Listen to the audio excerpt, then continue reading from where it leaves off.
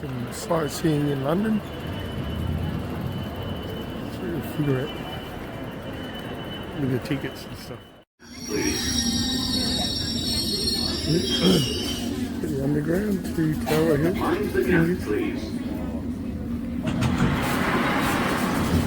Well, in classic, if you're in London, what other station you had to train at?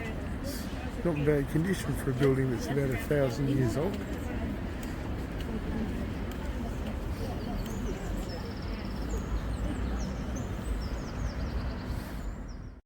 Springtime, bluebells are out.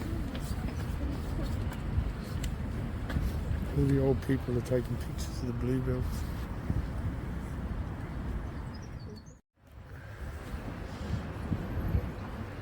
So another view of the Tower of London, and that's Tower Bridge down there, and I couldn't work out why it was called Tower Bridge now, and I suppose it's called Tower Bridge because it's right next to the Tower of London. I mean, it's typical, isn't it? They couldn't have just built a bridge. No. I leave it in place.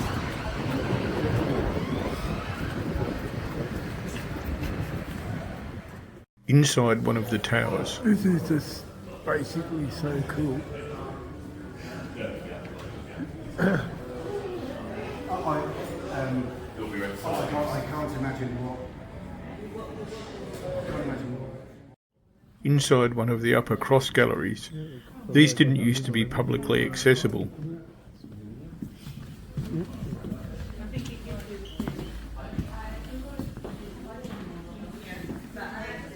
This is inside one of the two cross beams that run from one side to the other. When the bridge is being worked on and the room below the deck is not as much as usual, they suspend a bundle of hay under the bridge to show ships that there's reduced headroom. Whoops.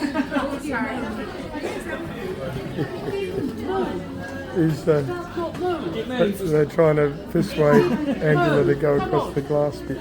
Okay, you're okay. Here we go, here we go, here we go. One step at a time. Okay. Yep. It is a bit of a head spin going across there. I said, common sense tells you that it's fine, and your brain tells you, like, no.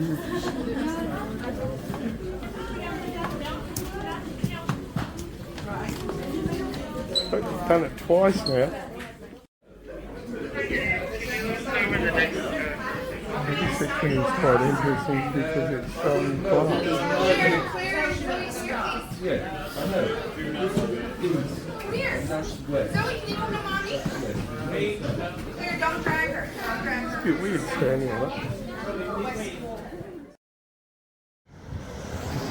Back out in the daylight again.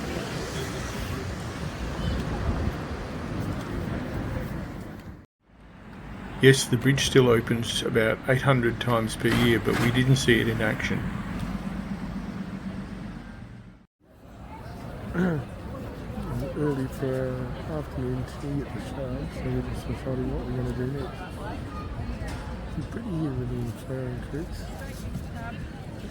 That's the Tower of London on the other side of the river, isn't it?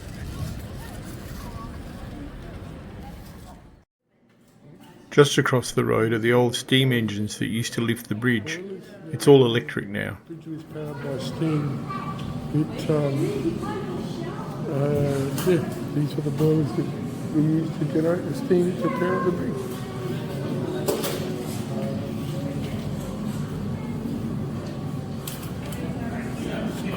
The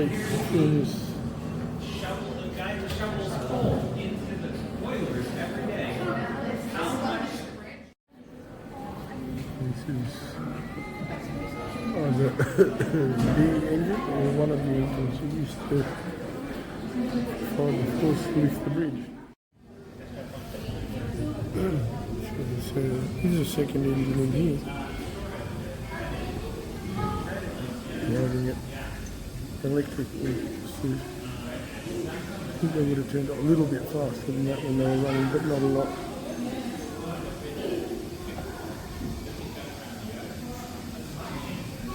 I wonder why the oilers were full. Belt drive in the middle. I mean, I know what it's supposed to touch, but the size of those nuts is just enormous. We took it about a big nut in front of the camera and put it right up the front, and there's no chain on there, so they're not kidding anybody. Okay, fine, now we're going to video you trying to get off.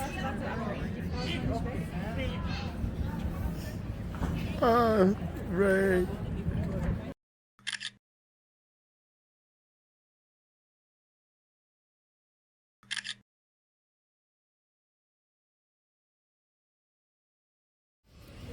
This is a better view of HMS Belfast.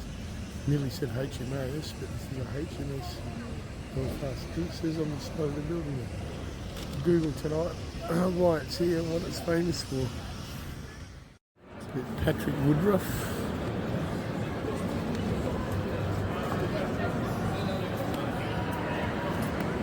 Trying to find the shard. Oh, banana bread.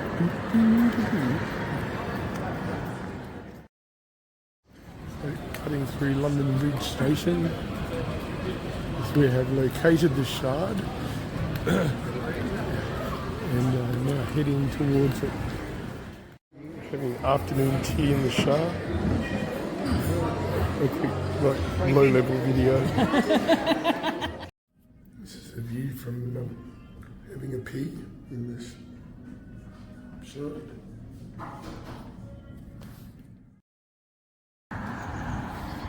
Okay, this is St James's Park. This is on Birdcage Walk. Poor Julie, walking her legs off. Angela wants to go down and have a look at the horse guards to see if one of her favourite horses is on. And because she likes one that looks fingers, she likes one that bites people. And so we're going to head down there and then we'll be heading back to Julie's place. So we made it, but I think they've knocked off for the afternoon. Back at Lincoln, so it's good Julie Day. So we're in the right place.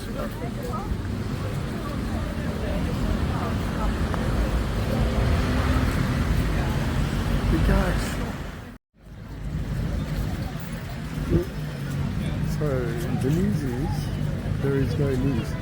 Angela said they technically don't need coffee until 6, and Carol's had work to go there and he doesn't know what's going on.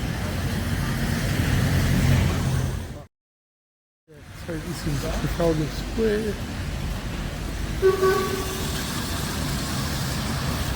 Trying to get across the road. They've gone off without us. And yeah. So we're heading back now. This is weird. The other platform's packed, but nobody seems to be going the same way as we're going. Doesn't matter as long as we get back. Trying to have a look at the Brooklands Motor Museum. It's a bit over an hour away. Poor Angela's going to drive in all this bloody traffic again. I tried to book tickets online, but it doesn't look like you can buy tickets online on the actual day. So we're just going to rock up and see if we can get in. A historical note, Watling Street is a renowned old Roman road in Britain, and this is the part of the M25 is in fact Watling Street. And so here we are, we finally made it. A bit of a scenic route because of roadworks and confusing navigation, but we're here. And parked on the actual Brooklands circuit itself. Oh look, there's a Land Rover, what a surprise. Go and see if we can get in. That must be the start of the banking, what is left of the banking there.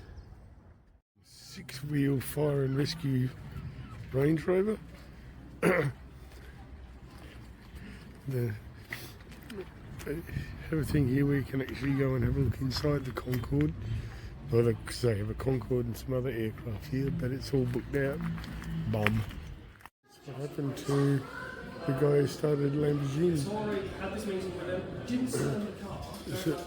Some classic. There's a Bugatti there, the blue. This one's a Helford Special with a blower. All sorts of interesting stuff.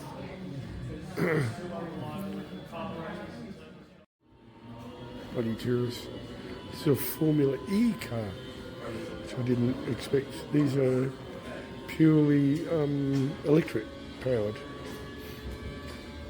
It's similar to a Formula One car, but they've got the guards over the wheels, different aerodynamics.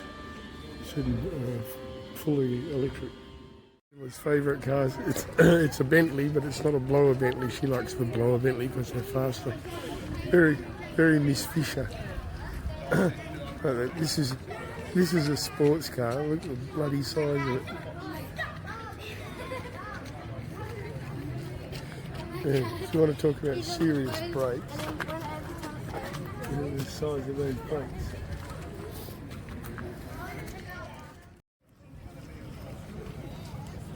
Controls are easy, aren't they, babe?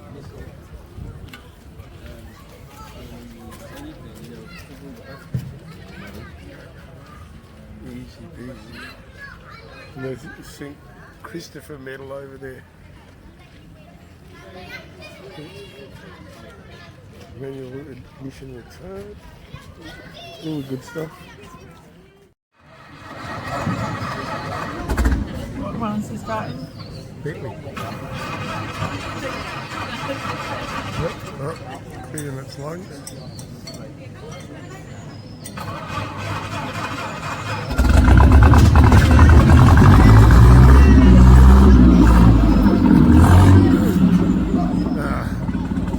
Cleared it out. That's cheap though, that must have had an electric starter to it.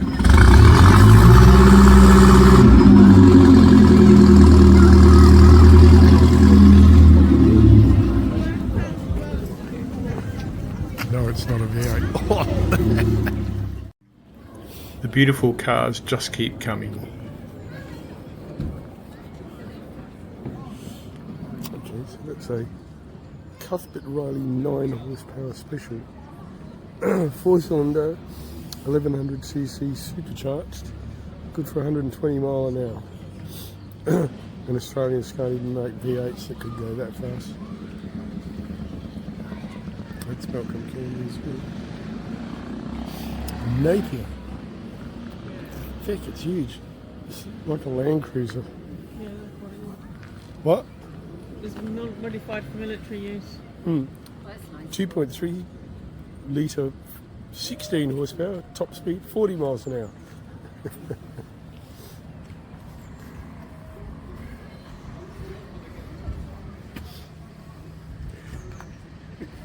Here isn't it actually?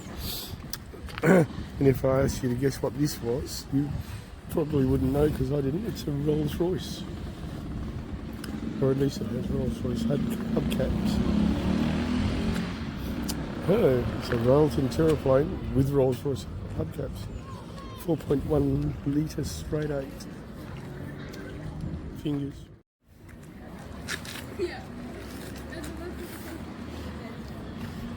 Check out the radiator. 1904 2-seat Siddeley Tourer. Single cylinder 1300cc. No, and it is not a Harley Davidson, it's a Brough Superior. And even back in the day when this was made, it would have probably kicked the arse of your average Harley.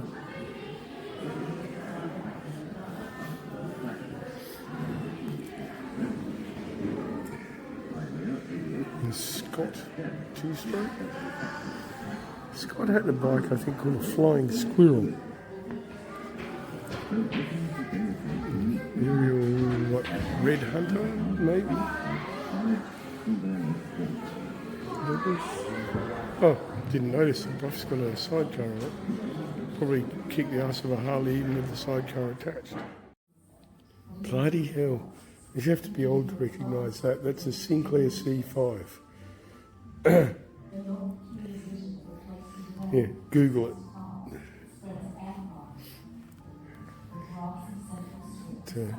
Full wheel tandems. Carbon fibre. Right, racing endurance bike. A bit of a cheat, that Humber there has actually got an engine somewhere around the place. Just like the gentleman here, if you want to get a really good picture, there's some stairs on the left there. If you go where that signboard is, you get a fantastic view. So what's this assembly? Sorry. It's a door. Yep. 70-ton door. Uh-huh. 70-ton sliding door with 4 built-in U-bends. Nothing more complicated. And that is the door to the chamber that is in this big insulated box on our left, which when you go around, you can actually go inside. Used for testing aircraft structures. This atmospheric testing chamber, or stratospheric testing chamber, is effing huge. They basically put an entire aircraft fuselage in there and be able to manipulate the air pressure, the temperature, all sorts of stuff. And go up the stairs and have a look. It's not. This is inside the stratospheric testing chamber. And as mentioned before, they would load whole sections of a plane in here and actually test them, test the air pressure, etc., etc. Actually test how they hold up. They could make it rain and change the temperature, all sorts of things. See what problems they had.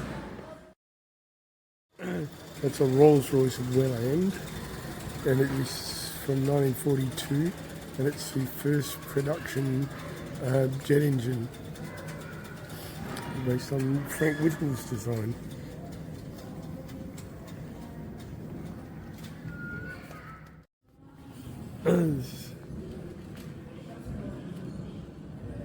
Oh, pardon me, this is a Grand Slam bomb.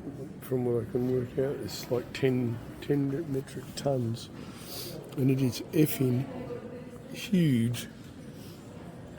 In comparison, there's people over there. They actually carry and drop these things and they come in well. This is a test specimen of a bouncing bomb. This one that was actually, it's a prototype that was actually used.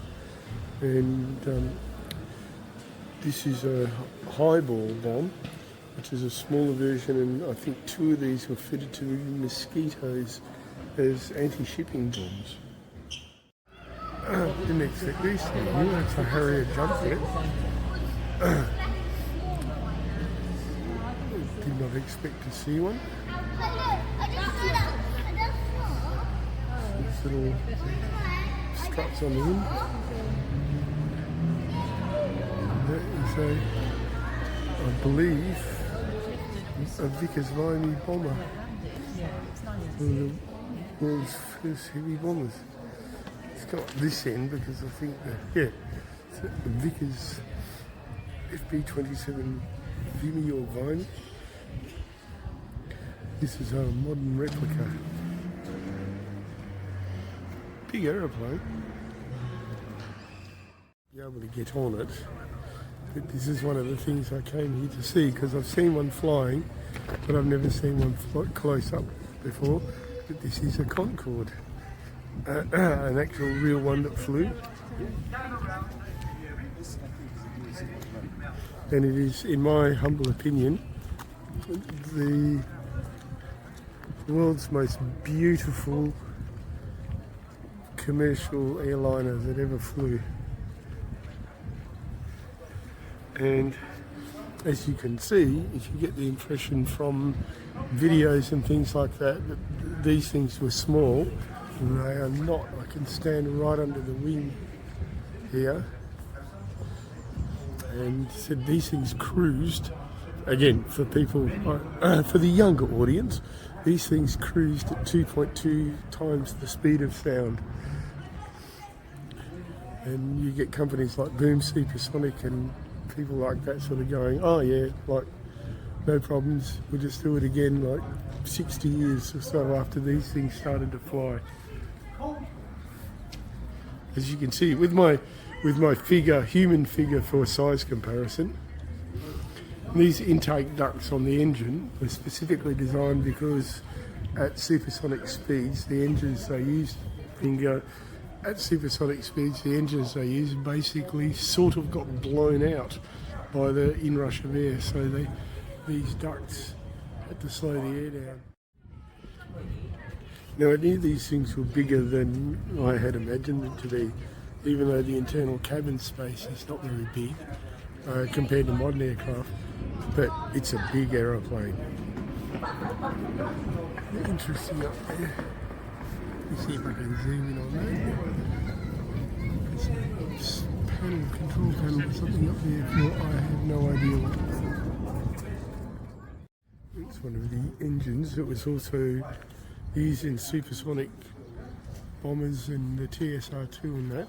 But again, for the younger audience, to give some perspective, these were first flown in 1969 and on YouTube and things like that, much is made of them being like a failure, and they were certainly not an astounding economic success, but they flew regular airline routes for probably 30 or more years, and their career basically ended. They lost one taking off from an airport somewhere. It ran over debris on the runway and punctured the fuel tanks, caught fire and crashed, I believe killing all on board. So they only ever lost one. They have a thing where you can pay £6 and you can actually get a tour around and go and sit in the seats on board and blah blah blah.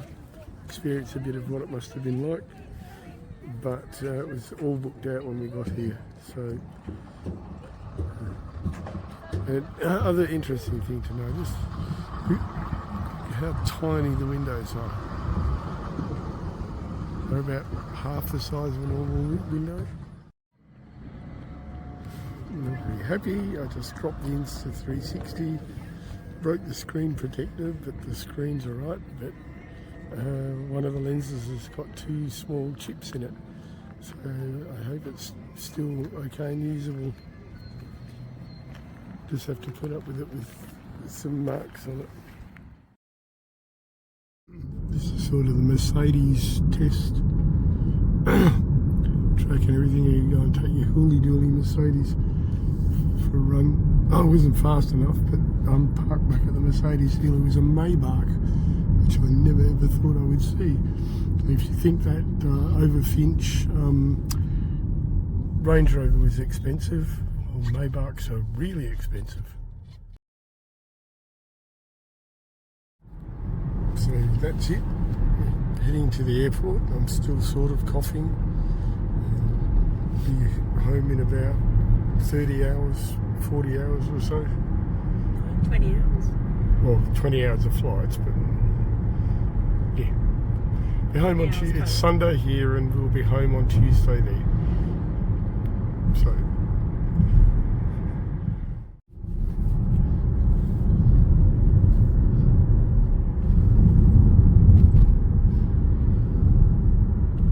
So now you've done Rootham Hill.